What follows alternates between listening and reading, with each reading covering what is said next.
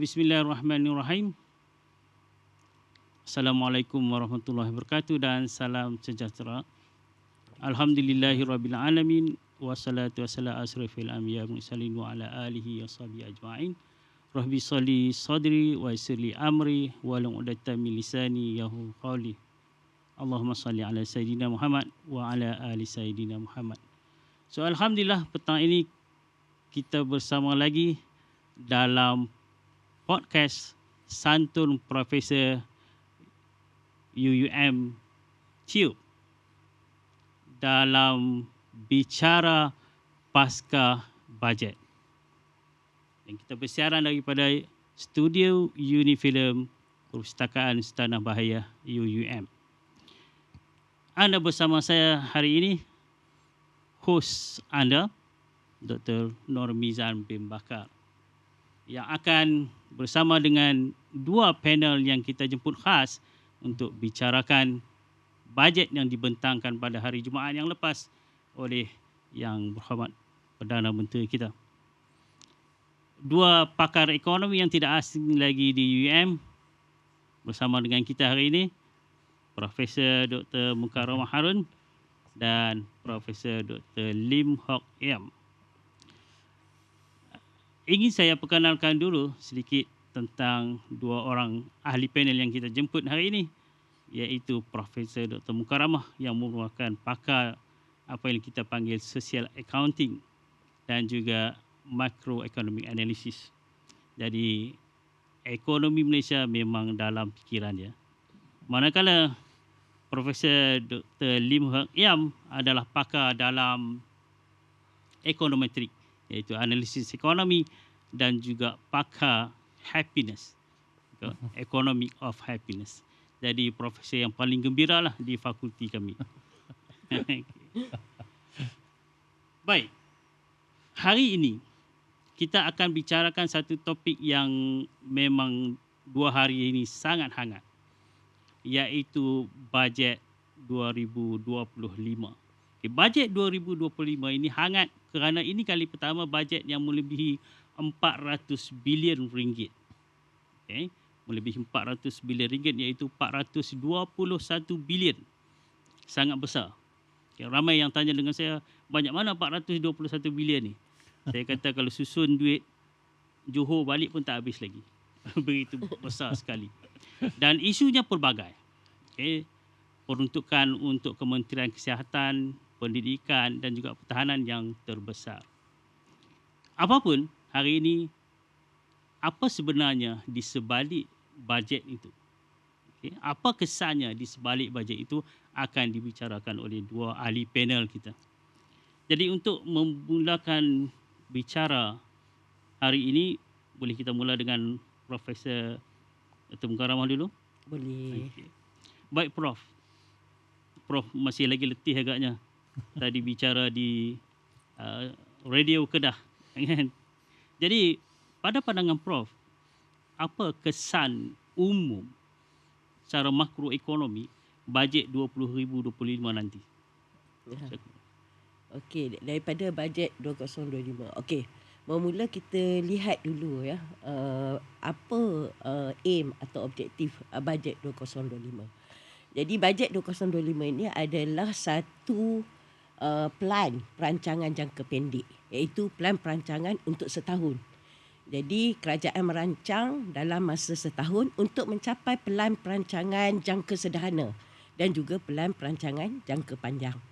Jadi pelan perancangan jangka pendek 2025 untuk mencapai objektif pelan perancangan jangka sederhana, itu rancangan Malaysia ke-13.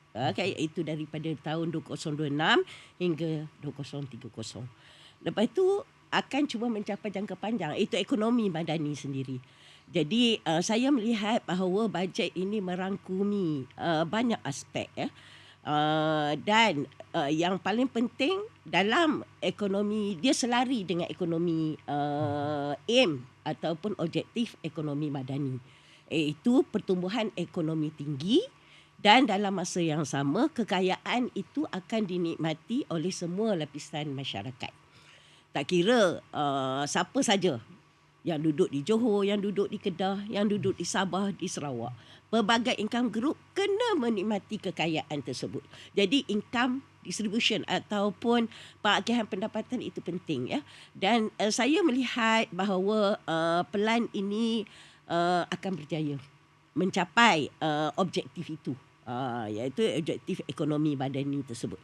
Kerana saya lihat di dalam pelan tersebut ada peruntukan-peruntukan untuk meningkatkan ceiling, iaitu meningkatkan pertumbuhan tinggi dan juga meningkatkan lantai, iaitu kesejahteraan rakyat.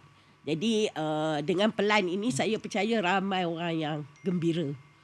Terutama mereka yang berpendapatan rendah menerima sumbangan daripada tabung rahmah. Ya, ramai yang gembira, sebanyak berapa bilion, 12 bilion banyak. Jadi kesannya saya lihat adalah positif dalam meningkatkan pendapatan lah, meningkatkan pendapatan household ataupun isi rumah. Okey, tetapi dalam masa yang sama, bila kita tahu bahawa dalam pelan ini ada juga penarikan cukai, pengenaan cukai, pengenalan cukai baru dan juga perbelanjaan ke atas subsidi yang dirasionalisasikan ataupun ditarik balik, terutama kepada household income yang di dalam lingkungan T15. Tu jadi ada impact dia. Dan satu lagi kepada syarikat, impak yang besar kita lihat adalah pengumuman kepada kadar minimum gaji yang ditingkatkan dari 1,500 ke 1,700.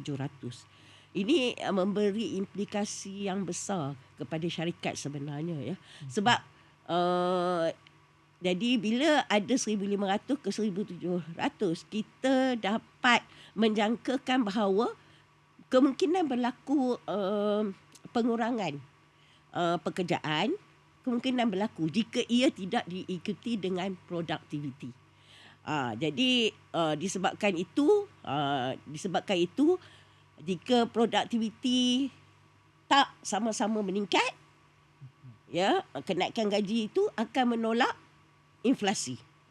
Bila menolak inflasi, apabila kenaikan harga barangan dan perkhidmatan melebihi kenaikan pendapatan penduduk, maka akan berlaku kenaikan kos sara hidup. Jadi kerajaan kena begitu berhati-hatilah dalam membuat perkara ini, dan ia memerlukan sedikit tempoh lah dalam melaksanakannya secara menyeluruh kepada semua syarikat-syarikat.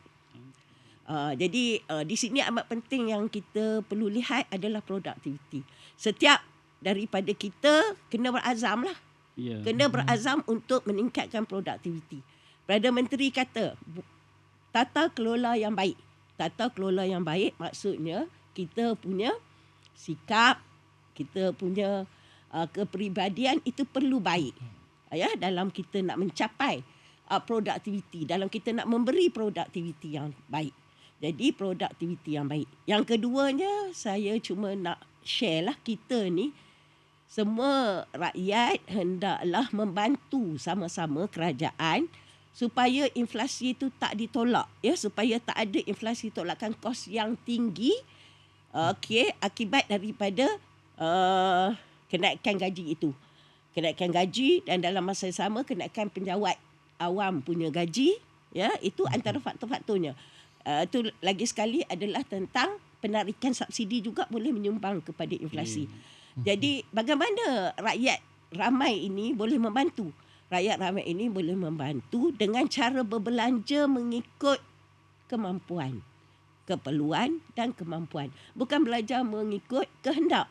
Jadi apabila berbelanja mengikut kemampuan pada harga yang tinggi, barang yang harga tinggi, kurangkan pembelian. Lebihkan kepada harga barang yang tu. Tetapi ekonomi ni bila kita bercakap, dia banyak trade off dia. Sebab kita tahu bahawa kenaikan perbelanjaan 7% daripada bajet 2024 kepada 2025, iaitu kepada 421 bilion itu adalah usaha kerajaan melakukan dasar fiskal mengembang.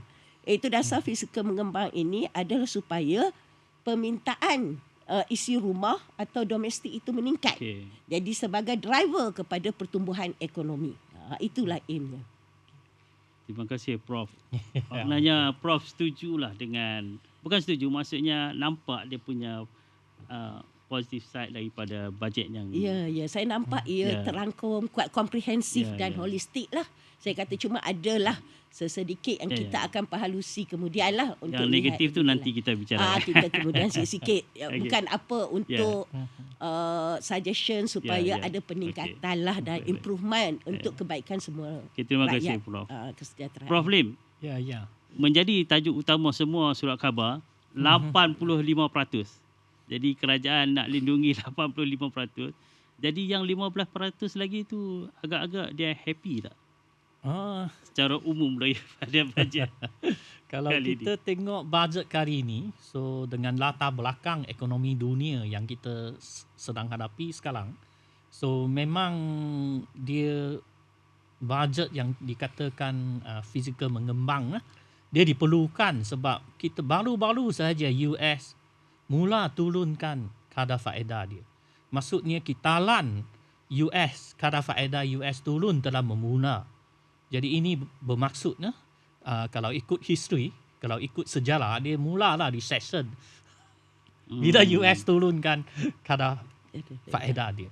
So maksudnya kita kena siap sedia untuk ini.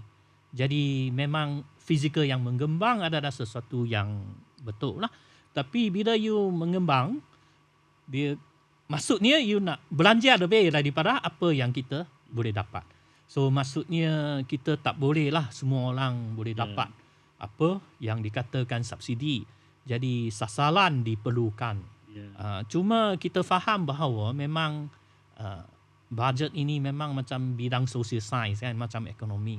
So kita tak boleh dapat yang terbaik. Kalau ada yang terbaik ini tipu lah. Scammer lah. So tahun depan kita ada lebih kurang 82 bilion defisit. Adakah defisit ini menunjukkan kita kurang gembira? Dia jurang ini dah lama lah, not sustainable sebenarnya. So kerajaan telah ada sasaran dia. Dia memang kita dalam sasaran, jadi peratus dia semakin menurun. Ya. So ini petanda yang baik dan kita boleh nampak juga dengan usaha ini telah dihargai dan diiktiraf oleh pelaburan asing. Jadi kita nampak pelabur-pelabur asing dia mulai mempunyai kepercayaan kepada apa yang dikatakan kerajaan kita, yang dikatakan mempunyai goodwill, ada goodwill yang ikhlas untuk mengurus negara ini. Dia bukan spend sahajalah untuk jangka masa pendek. Kemudian macam Keynes katakan, jangka masa panjang kita semua mati kan. Tak perlu risau dia lah. Tak. Kerajaan kita bukan macam ini. Macam tadi Prof Mukarramah kata, kita ada rancangan yang dikatakan jangka pendek, bajet jangka pendek. Yang jangka masa panjang kita ada. Memang semua jangka masa pendek bila kita campur-campur dia akan jadi jangka masa panjang. Jadi maksudnya setiap jangka masa pendek ini, bajet ini adalah penting. Tapi kerajaan yang ada sekarang, kalau kita tengok, kalau baca bajet ini, memang menarik. Dia macam kertas akademik, laporan kertas akademik. Dia memang senang untuk dibaca. So dia mula dengan tajuk dia, apakah dia punya general aim. So dia nak gunakan kekayaan negara dengan apa itu, cekapnya. Kemudian dia ada 3 fokus point dia. Kemudian dia ada 60 inisiatif dia. Cukup senang untuk kita nampak. Jadi cukup senanglah untuk macam layak. Sebagai layak kita boleh sokong kerajaan kita dalam mencapai. Walaupun ini jangka masa pendek. Tapi jangan lupa jangka masa pendek lama-lama dia jadi panjang kan. Campur-campur dia jadi panjang. So jadi bagi saya yang salah satu fokus dia kesejahteraan, mensejahterakan rakyat. Jadi nampaknya kerajaan juga faham lah. Happiness is very important. Tapi yang menjadi isu yang 15% versus 85% kan, dia akan jadi satu isu lah. Jadi kita tak tahu lagi bagaimana dia bahagikan yang 15 dengan 85 ini.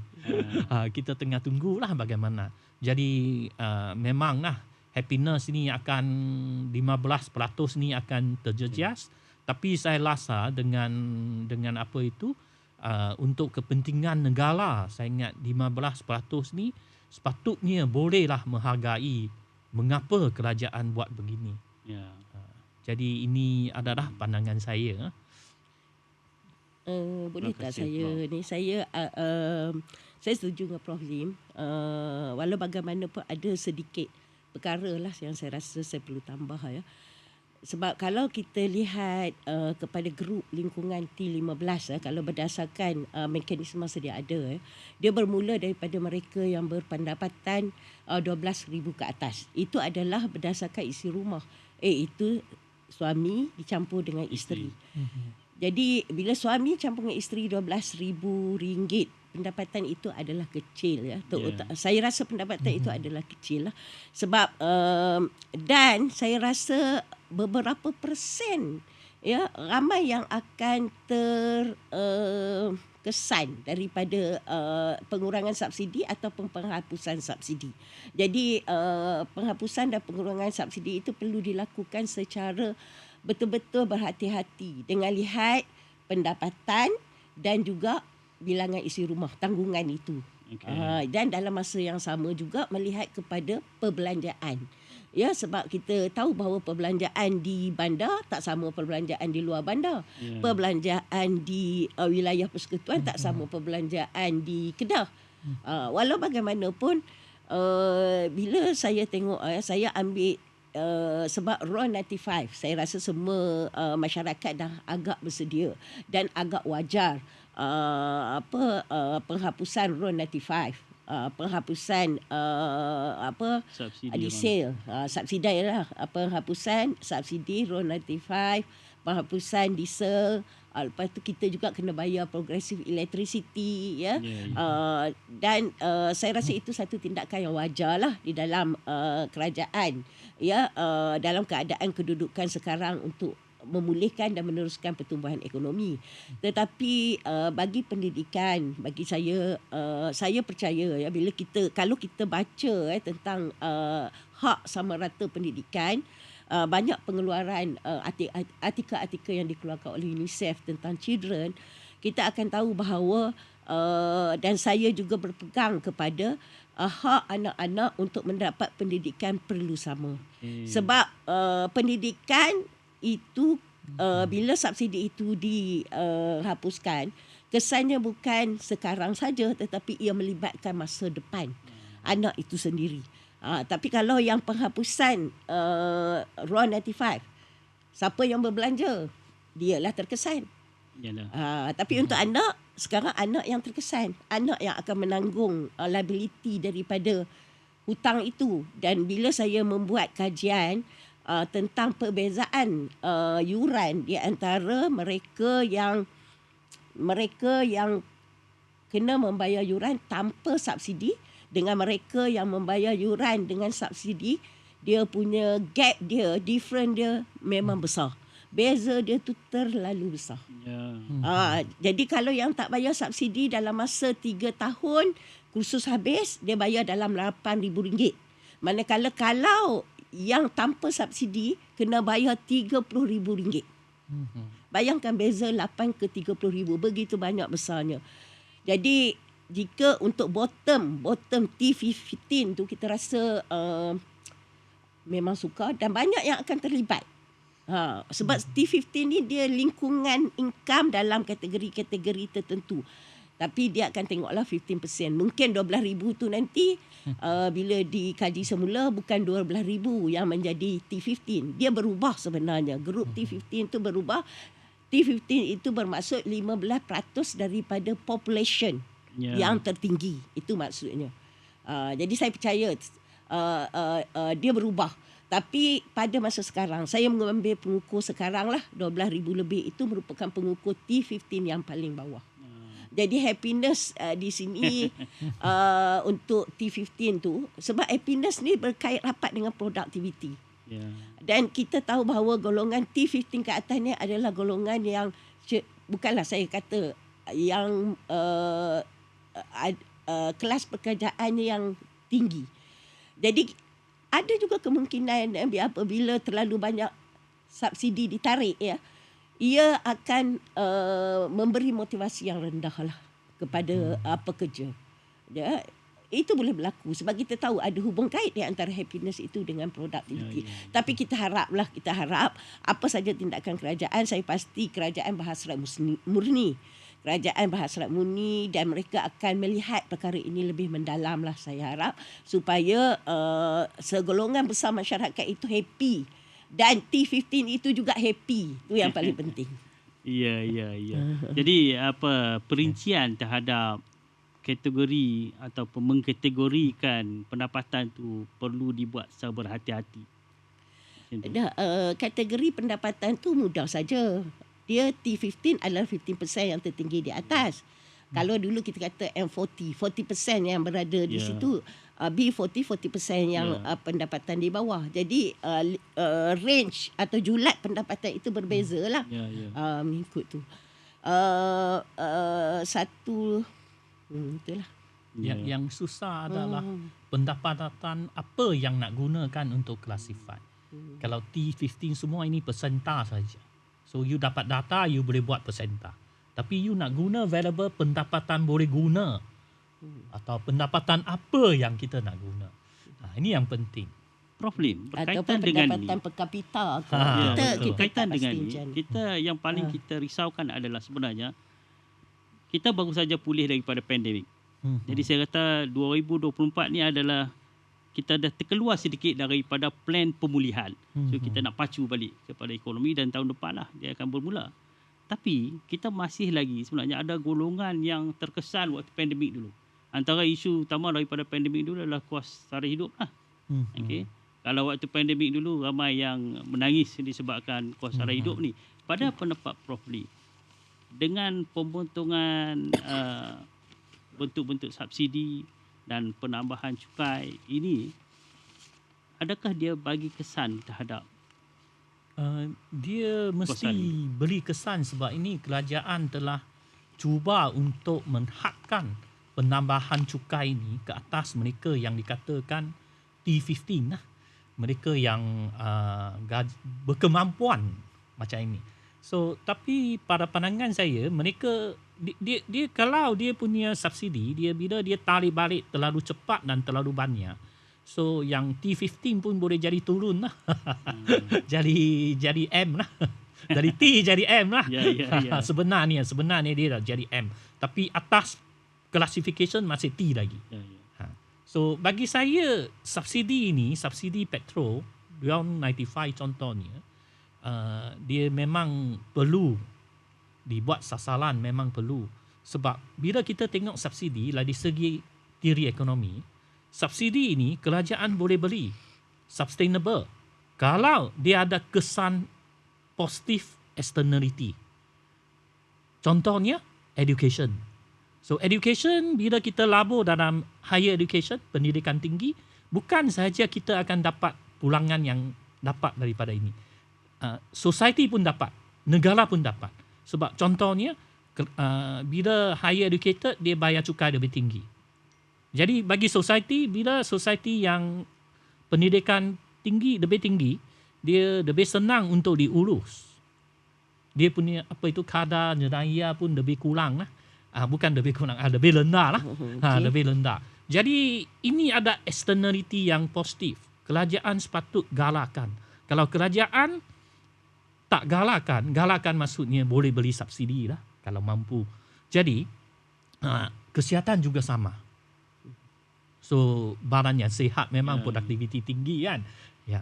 So bila masuk ke petrol tiada lah. Kita tak nampak externality yang positif. So petrol ini menyebabkan kita terlebih memiliki kereta lah. Jadi kita nampak walaupun di mana-mana sahaja ini dah jadi satu pandangan istimewa, iaitu setiap rumah ini bila ada 3 orang mungkin dia ada 3 kereta sekurang-kurangnya. Mungkin lebih. Jadi ini bukan sesuatu yang baik. Dia sebab kita over consume certain goods sebab subsidi ini. So dia sepatutnya tarik balik. sebenarnya. Walaupun untuk mereka yang dikatakan tadi kata B85 lah sekarang sebab kita bahagi dua kan. Kita kena tarik balik dengan jalan keluar yang dikatakan disusun rapi. Bukan sekejap ambil balik, tak boleh. Sebab kita subsidi ini, petrol ini kita mula pada tahun 80-an. So dah berapa lama lah kita target kepada subsidi petrol ini. So kita kena tarik balik tapi secara peringkat. Ya, mungkin ini adalah langkah pertama. Jadi gembira tak gembira, saya rasa mungkin kerajaan kena buat propaganda sikit lah. Mengapa kita buat macam ini? Sebab apa? Untuk kepentingan negara. Ini pandangan saya. Dan saya teringin tambah jugalah berkait dengan green economy. Sebab apabila kita bagi subsidi ni harga rendah, macam Prof Lim bagi tahu, bagi kita guna banyak kenderaan, ya kita akan kenderaan keluarkan CO2 emission. Banyak pencemaran udara lagi. Jadi green economy kita sekarang dah sampai tahap climate change kita pun dah berubah sangat. Jadi memang secara perlahan. Jadi untuk orang kata removal of subsidi petrol ni kita rasa macam menasabah dan wajar diterima lah. Kerana externality negatif dia lebih besar daripada externality positif. Seperti tiada yang externality positif. Externality positif cuma tak ada. Tak nampak positif sangat. Prof, berkaitan dengan kos sara hidup ni juga, kita dapati 3 tahun belakangan ini dia datang dengan satu program yang kita panggil Rahmah. Rahmah, jualan Rahmah dan sebagainya. Dan kali ni dalam bajet kali ni lebih kurang 13 bilion. Okay. So kita dari segi teori ekonomi dan polisi ekonomi yang dibuat tu betul ke? Sebab kalau kita belajar dulu dia macam kita panggil, kalau Jepun dia panggil baramaki, maksudnya macam kita tabur duit 13 bilion tu sebab dia jangan transfer. Jadi betulkah satu macam tu ataupun ada exit polisi lain yang lebih baik untuk bantu golongan? Dia ada beberapa pendapat yang tentang transfer payment ni. Sebenarnya kalau kita kena letakkan diri kita, kita adalah jika kita di dalam golongan itu. Saya macam terlibat dengan Basmi Miskin Tegar, Basmi Miskin Tegar yang mana melibatkan golongan berpendapatan rendah di Perlis, Terengganu, Kedah.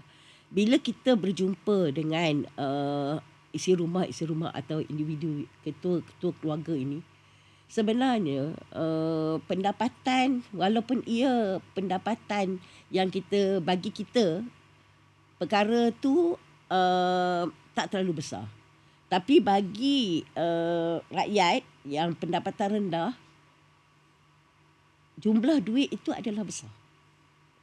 Jumlah duit itu adalah besar. Dan pada masa sekarang kerana kenaikan kos sara hidup tu masih berlaku dengan tinggi. Jadi rakyat masih surviving. Dia tetap juga perlukan lagi bantuan dan sokongan ini. Dan jika kita lihat dari aspek makro yang lebih besar, ia adalah langkah jangka pendek yang perlu dibuat pada masa ini sebab untuk menggalakkan permintaan domestik. Sebab kita nak galakkan permintaan domestik. Sebab sebelum ni kita punya ekspor menjunam, menguncup 8.2% pada suku ketiga. Dan sekarang suku ketiga 2023. Sekarang dia rebound balik lah. Orang kata sekarang. Okey, tapi sebenarnya yang saya lihat, bila kerajaan bagi jangka pendek, bagi bantuan-bantuan ini, mereka akan berbelanja. Sebab mereka ni tak akan menyimpan. Golongan pendapatan rendah bila dia dapat duit yang tunai, mereka tak akan simpan. Mereka akan berbelanja. Bila mereka berbelanja, dia akan meningkatkan permintaan penggunaan tadi untuk penggunaan barangan dan perkhidmatan dalam jangka masa pendek. Okey, dan dalam masa yang sama bila permintaan penggunaan meningkat, syarikat kena supply. Bila syarikat kena supply, mereka terpaksa menambahkan lagi barangan. mereka kena menambahkan pengeluaran, supply. Jadi aktiviti ekonomi akan dicambahlah secara berterusan. Jadi kita kena lihat keperluan lah. Pada masa subsidi ada memang debate yang mengatakan subsidi ni tak baik sebab transfer payment tak ada apa. Tapi kita kena lihat dari aspek makro di mana ia akan menjana permintaan domestik tersebut. Tetapi dalam masa yang sama perlu pengawalan harga. Pengawalan harga itu kena dibuat secara tegas lah. Jadi mungkin kena turun pergi tengok syarikat-syarikat apa semua pemantauan kepada kenaikan harga dan semualah. Dan kita satu lagi, syarikat-syarikat ni kena disiplin lah. Saya rasa kena ada kesedaran bahawa mereka tidak boleh mengenakan harga sewenang-wenangnya. Harga berdasarkan kos. Dan saya pasti sebab tahun depan kita akan mulakan e-invoicing. Ini adalah salah satu cara yang paling berkesan untuk kerajaan mengelak atau mengurangkan ketirisan. Ketirusan dari semua aspek. Dia orang boleh kontrol dah sekarang. Dari cukai, dari segi harga. Sebab data akan ada secara bersepadu di lembaga hasil dalam negeri. Jadi kita boleh gunalah data itu dalam melihat harga semua. Sebab invoice itu diletakkan melalui secara elektronik. Jadi saya rasa ia adalah perkara yang kerajaan perlu buat sekarang lah. Dalam masa sekarang subsidi itu diteruskan. Dan bantuan-bantuan transfer payment tadi. Okay. Prof Lim, berkaitan dengan tu Prof Lim, kita dapati sekarang ni hutang kita masih lagi besar. Federal debt saja lebih kurang 63%. Balance dalam fiskal ni, adakah dia cukup untuk kita berdaya tahan sekiranya berlaku macam pandemik ni? Kuat ataupun tak ekonomi? Pandemik yang kedua, worsen 2.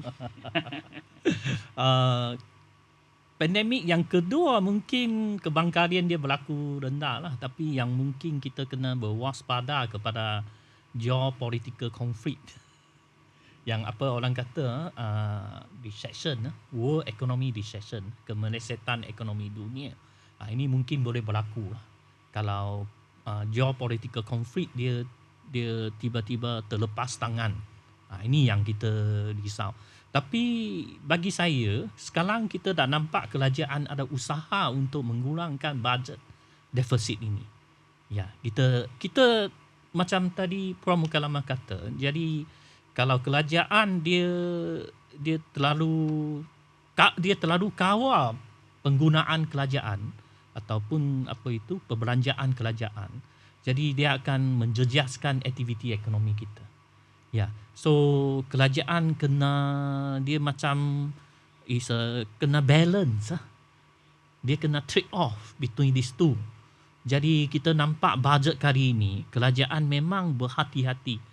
So dia kata GST dia tak berani sebab kos hidup yang tinggi. Kemudian dia perlukan duit untuk belanja. So dia kena perluaskan dia punya skop untuk SSD. Bila dia perluaskan untuk mereka yang dikatakan patut belilah cukai yang lebih tinggi ini. Jadi saya rasa kita ada kekuatan tersebut. Kalau kita menghadapi sesuatu yang dikatakan kejutan ke atas ekonomi kita. Kita ada kekuatan tersebut untuk menghadapi. Jadi sekarang kita masuk ke macam Industry Revolution 4 kan. Yang keempat. Jadi ini peluang lah untuk Malaysia untuk orang kata melepaskan diri daripada perangkap middle income yang kita telah lama terjejas dalam perangkap tersebut. Ini peluang untuk kita untuk melepaskan diri. Jadi e-invoice adalah salah satunya. Kita ada big data semua ini. Jadi kita boleh buat kawalan yang lebih baik. Kemudian kita boleh pastikan kekayaan negara boleh digunakan secara berkesan, secara efisien. Ini salah satu tema bajet kali ini. Jadi saya rasa kemiskinan ini dia dinamik. Dia akan tukar orang. Jadi kita perlulah ada monitor lah. Jangan kata orang ini miskin, dia akan miskin 10 tahun, tak semestinya. Jadi mungkin dia miskin untuk 2 tahun dengan bantuan kerajaan, dengan usaha dia sendiri, dia akan jadi tidak lagi miskin sekurang-kurangnya. Jadi, tapi orang lain akan jadi miskin lah. Dia dynamic kan, dia dynamic. Jadi kita kena ada suatu institusi yang bagus, yang berkesan untuk membantu mereka. Jadi bagi saya, bantuan yang sekarang kita bahagikan B85 kan dengan T15, ini bukan sesuatu yang baik lah, sebab mereka yang miskin takkan 85% kan yang perlu bantuan kerajaan, miskin tegak lah macam you kata. Mungkin dia orang B5 ke, bukan B85, B5. Ini yang perlu sebenarnya. Jadi kita memang ada sumber-sumber yang terhad. Kita tak boleh bantulah sangat banyak. So kerajaan kena pandai lah dari segi ini. Jadi kerajaan ini sebenarnya dia adalah satu institusi. Jadi kita kena bina lah institusi yang berkesan untuk membantu mereka. Ini pandangan saya. Prof, berkaitan dengan isu fiskal kita ni, kalau kita back 5 years ago lah, ramai yang bertanya kepada pakar ekonomi, negara kita akan bankrupt tak? Sebab kita takut jadi macam Greece, Spanyol. Kan? Dengan geopolitik sekarang ni, kita nampak memang dunia sikit turbulence dengan isu di Asia Barat tak selesai, dengan isu di Rusia tak selesai, dan paling kita takut ada tekanan kepada harga petrol ni. Adakah itu akan mengganggu kita punya fiskal nanti, dan adakah negara kita boleh jadi macam tu? Boleh bankrupt? Dalam keadaan sekarang lah, geopolitik krisis sekarang. Sebenarnya kalau kita tengok daripada harga petroleum WTI tu, petrol mentah, selalu kita akan lihat kepada harga petrol mentah lah sebagai bahan input dalam pengeluaran kita. Jadi harganya rendah sekarang.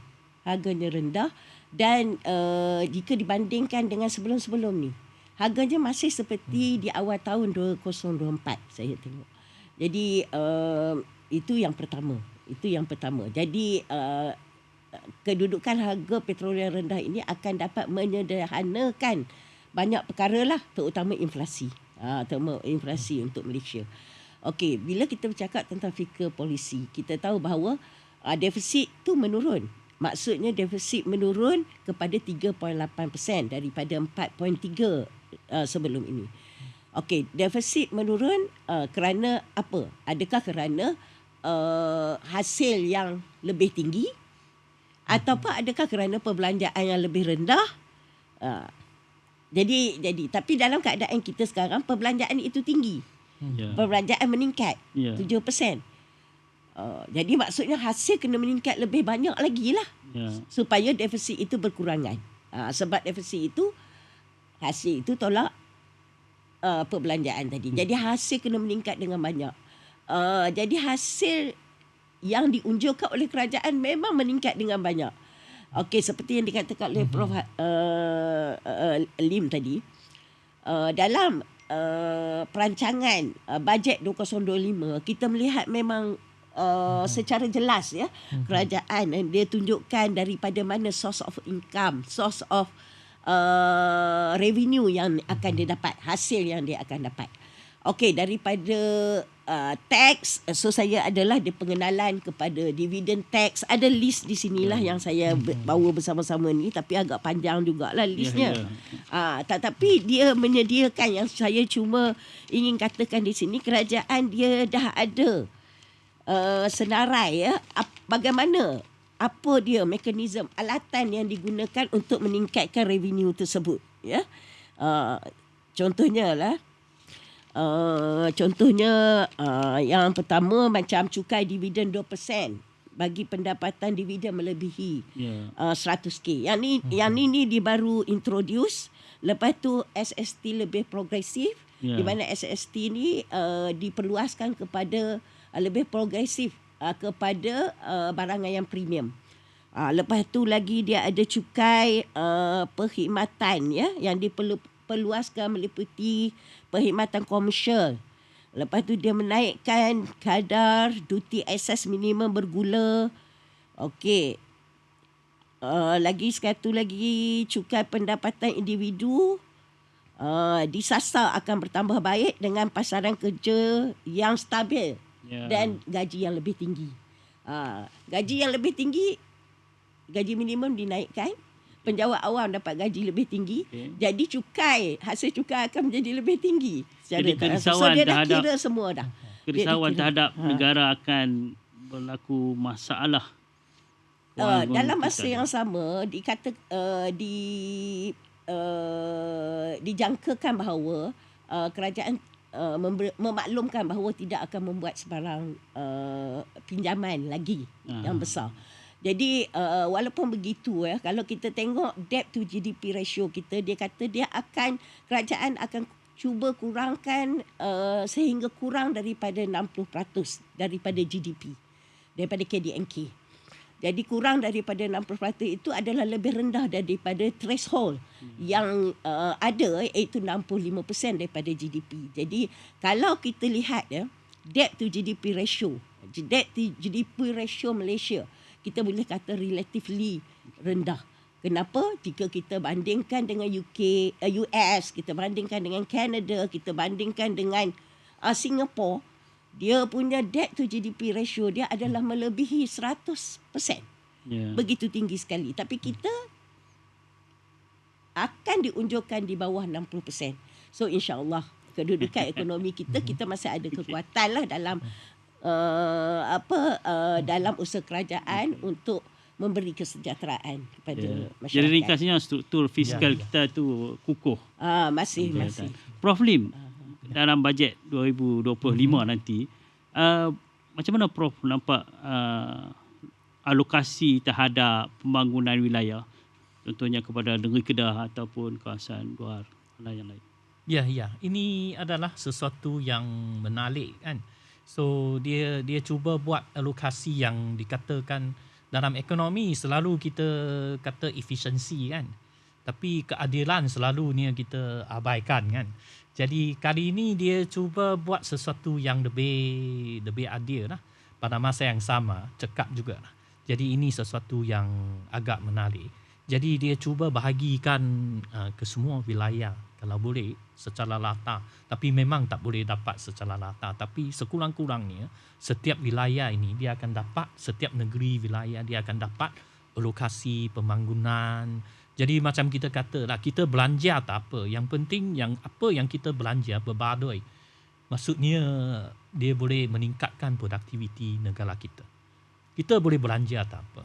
Belanja untuk kaki tangan pejabat awam tinggi tak apa. Kalau pejabat awam ini memang produktif, no problem. Tiada masalah. Jadi dia akan apa orang kata dengan alokasi pembangunan ini yang dikatakan lebih adil. So kita akan mengurangkan jurang pembangunan yang kita ada sekarang.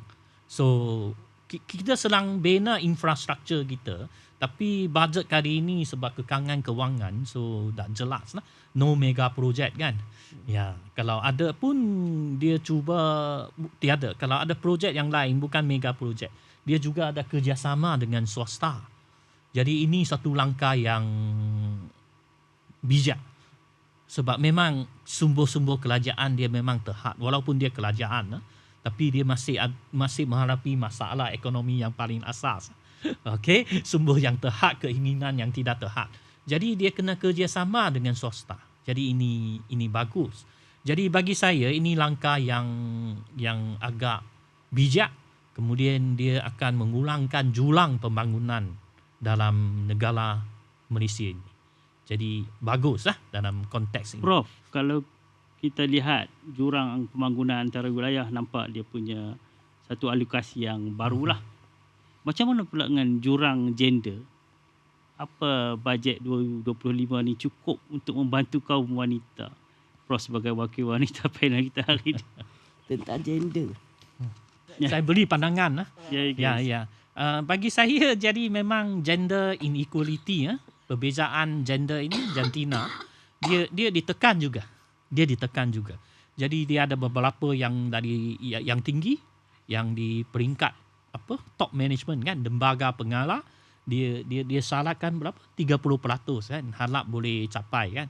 Jadi kerajaan akan buat apa orang kata monitoring kan, minta syarikat ini jelaskan mengapa tak dapat, kemudian diberi tempoh 1 tahun untuk capai semua ini, sehingga yang dikatakan kadar penyertaan buruh wanita. Jadi dia nak tingkatkan juga. Jadi dia bagi insentif lah untuk mereka yang jadi isi rumah, taking care baby, kemudian lepas ni dia boleh balik kepada pasangan buruh. Dia bagi insentif juga. Ya. So memang jantina tidak diabaikan. Jadi wanita memang di kebajikan, kesejahteraan mereka juga diambil kira juga. Ya. Ya, Prof. Berkenaan dengan 30% penyertaan wanita dalam lembaga pengarah tu, dia memang dalam bajet 2024 juga telah dinyatakan perkara ni. Tetapi sambutan daripada syarikat-syarikat memang amat tidak menggalakkan.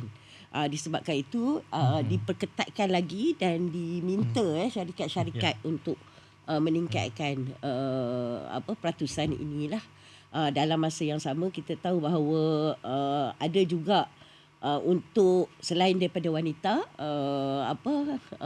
penekanan kepada anak autistik untuk masyarakat mana ada 11 pemata center, ada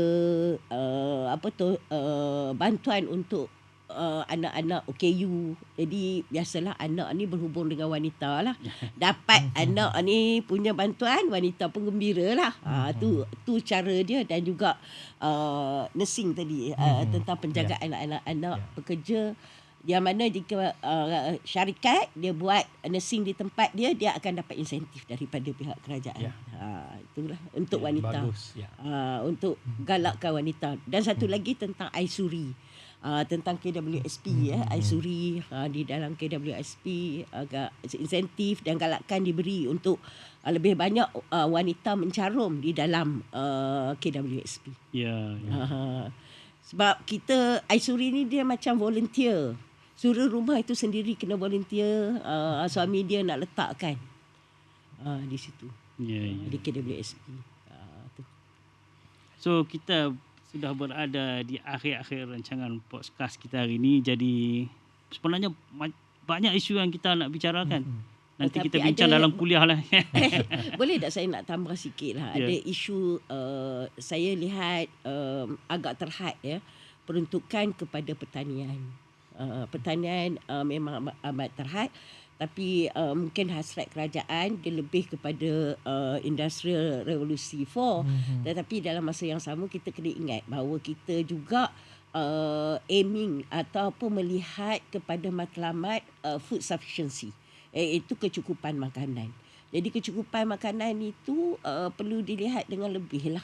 Yang perlu diperhalusi lagi lah selepas ini. Jadi pertanian tu memang agak rendah lah. Jadi cuma bantuan kepada Felda, Fekra dengan Risda yang kita dengar tentang tanah terbiar je. Tidak ada satu yang banyak, yang ketara yang saya nampak untuk pertanian. Suka di sini saya nak kaitkan bahawa kenaikan kos makanan asas amat disumbangkan oleh input pertanian tadi. Itu bahan-bahan mentah untuk pertanian tadi yang tinggi, yang harganya tinggi. Itu juga tidak ada disentuh. Bagaimana cara? Cuma ada yang satunya ada tentang sawah padi saja, baja. Sekarang ni dibuka untuk open tender dalam memastikan bahawa baja yang ditawarkan kepada pesawah padi adalah yang berkualiti dan harganya rendah, harganya dapat dikawal. Itu saja yang ada untuk input pertanian ini. Jadi yang itulah yang saya lihat kekurangan sikit lah saya kata dalam bajet 2025 kali ini. Prof Lim, di akhir kata ni, apa yang Prof Lim nampak kelemahan pada bajet 2025 dan Prof Lim boleh simpulkan bajet 2025 ni? Dia bajet 2025 ini, dia memang kita selalu kata kita social science kan, it's not the best, bukan terbaik, tapi sekurang-kurangnya dia kedua terbaik pun tak cukup bagus lah. So dia ada kekurangan dia walaupun dia ada kelebihan dia. So bagi saya, kalau kita dari perspektif ekonomi teori, kita selalu kata kerajaan jangan campur tangan terus dalam pasaran. So biarkan mekanisme harga berfungsi sepenuhnya. Jadi ini penting. Ini bukan kita tak perlu kerajaan, kita perlu. Pasaran perlu kerajaan sebab kerajaan dia perlu melindungi, menguatkuasakan undang-undang, law and order. Dia juga perlu menjadi facilitator. Dia perlu sediakan infrastruktur yang bagus, sediakan insentif. So dia sebagai protector, sebagai facilitator. Tapi not interventor, bukan campur tangan. Kalau boleh minimizekan. Jadi kita nampak dia ada kekurangan dia, terutama yang paling jelas adalah upah minimum yang dia dicalangkan akan laksanakan. Jadi ini adalah sesuatu yang saya tak tahu apa rasional dia, mungkin dia kurang sebab kita lihat statistik. Dia produktiviti pekerja, kadar pertubuhan produktiviti pekerja dengan kadar pertubuhan gaji pekerja. Dia memang kita tak nampak yang produktiviti dia punya kadar pertubuhan lebih tinggi. So jadi bila kadar minimum upah minimum ini dilaksanakan, dia akan tolak inflasi lah. Inflasi tolakan kos, dia akan wujud sebab produktiviti, bolehkah produktiviti tingkat?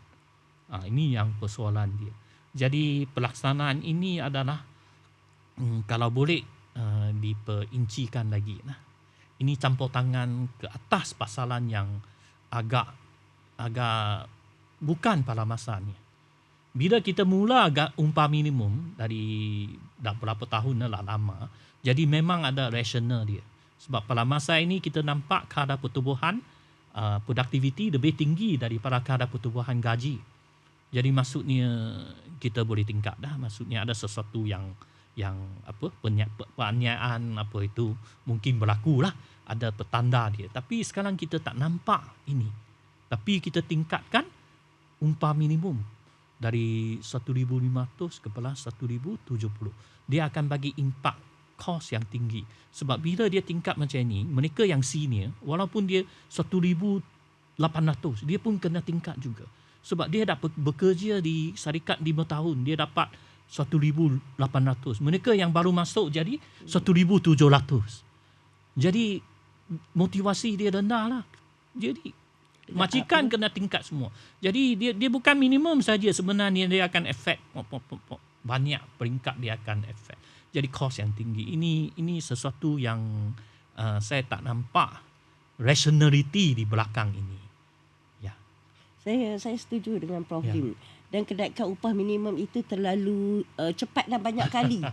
Ya, dalam jangka masa yang sederhana mula sampai 1,200 tu kemudian naik 1,500. Baru tingkat. Baru tingkat.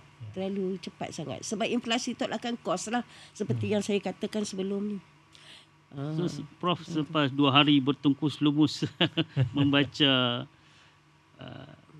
bajet 2025 ini, apa kelemahan dia dari segi ekonomi, teori ekonomi, polisi ekonomi dan penambahbaikan yang perlu diambil kira oleh mereka di Putrajaya?